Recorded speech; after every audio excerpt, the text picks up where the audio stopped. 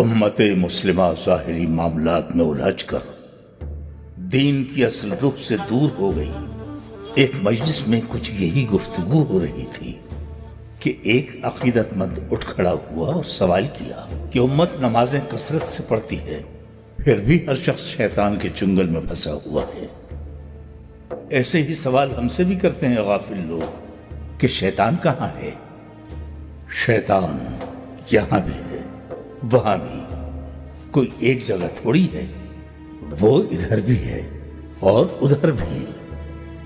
اس سے بڑا نادان کون ہوگا جو یہ یقین کر بیٹھے کہ درگاہ کی چار دیواری میں یا کعبے میں ہم سے دور رہے گا شیطان۔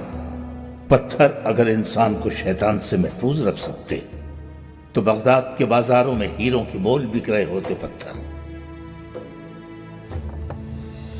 تمہیں حضرت بایزید بستامی کا ان کے حج والا واقعہ سنایا ہے میں نے پہلے کبھی؟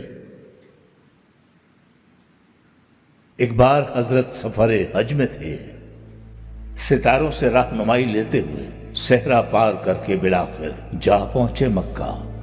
وہ کعبہ معظمہ کا طواف مکمل کر کے اور حج کے فریضے سے فارغ ہو کر کعبے کے احاطے سے باہر نکل رہے تھے وہ کہ کیا دیکھتے ہیں کہ کعبے کے دروازے پر ابلیس دروازے سے ٹیک لگائے کھڑا تھا۔ ہاتھ میں اس کے ایک لگام تھی، گھوڑے کی لگام۔ حضرت اسے دیکھتے ہی پہچان گئے۔ اہل اللہ شیطان کو دور سے پہچان لیتے ہیں، یہ ایک الگ معاملہ ہے، کسی اور موقع پر بتاؤں گا۔ تو بایزید بستامی نے اسے دیکھتے ہی پہچان لیا، ششدر رہ گئے۔ یہ ابلیس لعین کعبے کے دروازے پر کیا کر رہا ہے؟ انہوں نے سوچا، پوچھا، تو اور یہاں ابلیس؟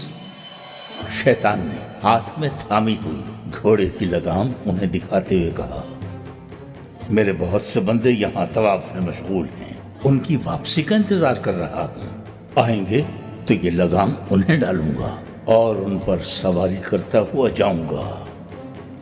یہ سنا تو حضرت بایزید بستامی نے پریشان ہو کر ابلیس سے پوچھا، کیا میں بھی ان میں سے ہوں جنہیں تو لگام ڈالے گا؟ ابلیس نے ان پر ایک نظر ڈالی، پھر مسکرایا اور طنزیہ انداز سے ایک زوردار قہقہا لگایا اور پھر آہستگی سے ان کے کان میں بولا، تم پر تو میں بغیر لگام کے سواری کر سکتا ہوں۔ قصہ مختصر یہ کہ وقت گزرا، بات آئی گئی ہو گئی۔ حضرت بایزید بستامی اپنے ملک لوٹنے کے لیے مکہ سے روانہ ہو گئے۔ ایک بار پھر وہی دشوار گزار سفر، دریا، صحرا، وادیاں عبور کرتے، سفر کی مشکلیں جھیلتے۔ ایک تیز رو ندی کے کنارے پہنچے۔ انہوں نے اپنا لباس اوپر چڑھایا اور ندی پار کرنے والے ہی تھے کہ اچانک ان کی نظر پڑی۔ ندی کے کنارے ایک درخت کے نیچے ایک بہت ہی بوڑھے اور نابینا، گز بھر لمبی داڑھی والے بزرگ بیٹھے ہیں۔ وہ بزرگ کے پاس گئے، حال احوال دریافت کیا۔ بزرگ بولے، بینائی سے محروم ہوں فرزند، حج کر کے لوٹا ہوں اور پریشان بیٹھا ہوا ہوں۔ میں بوڑھا نابینا اس حالت میں ندی کیسے پار کروں؟ حضرت بایزید بستامی کا دل بھر آیا۔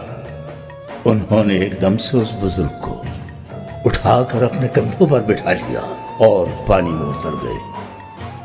پانی کا بہاؤ خاصا تیز تھا۔ بہرحال کسی طرح وہ ندی پار کر رہے تھے، لیکن ابھی عین درمیان ہی میں پہنچے تھے کہ بزرگ نے جھک کر حضرت کے کان میں سرگوشی کی، کہا تھا نا تم سے کہ تم پر تو بغیر لگام کے سواری کر سکتا ہوں۔